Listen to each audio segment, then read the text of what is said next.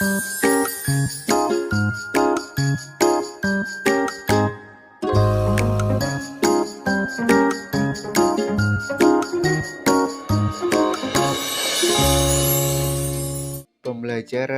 PKN Tema 1, Subtema 1, Keberagaman dalam Kebudayaan.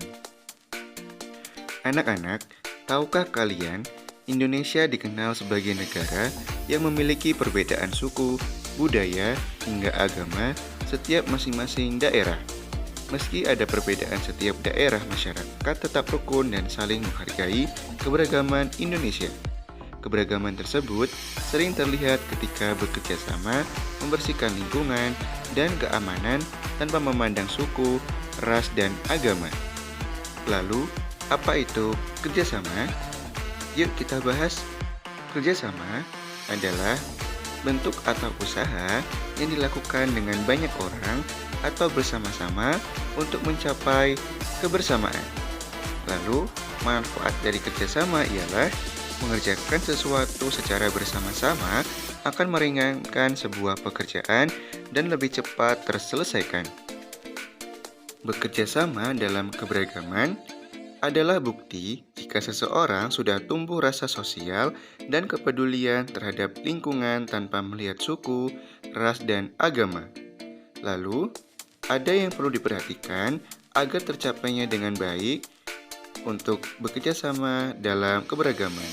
Di antaranya ialah menghargai sebuah perbedaan, menumbuhkan sikap toleransi terhadap sesama, memiliki tenggang rasa, saling tolong-menolong antar sesama masyarakat, kerja bakti bersama atau bahu-membahu, membersihkan tempat ibadah atau tempat umum lainnya, menjaga kebersihan lingkungan sekitar, dan mengadakan pertemuan atau membuat pos kamling agar tercipta rasa toleransi tanpa memandang suku, ras, dan agama.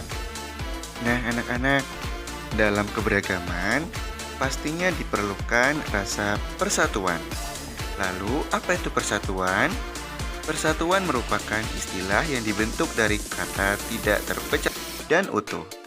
Persatuan sangat penting adanya dalam masyarakat yang memiliki banyak kebudayaan. Contohnya, masyarakat yang ada di Indonesia. Dampak dari adanya persatuan dalam masyarakat adalah menciptakan kehidupan yang tenang, aman, nyaman, tentram, dan sejahtera. Lalu sebaliknya, jika tidak adanya rasa persatuan di dalam diri masyarakat Indonesia, maka kehidupan yang ada di dalam masyarakat dengan banyaknya budaya bangsa akan menimbulkan rasa tidak toleransi atau terpecah belah. Maka dari itu, pentingnya nilai persatuan yang harus ada di Indonesia. Berikut akan Bapak berikan contoh sikap yang menunjukkan persatuan dalam keberagaman. Yang pertama, tidak membeda-bedakan teman satu dengan teman lainnya. 2. Menghormati dan menghargai segala perbedaan, termasuk kepercayaan dan agama. 3. Dalam lingkungan sosial, saling tolong-menolong kepada sesama.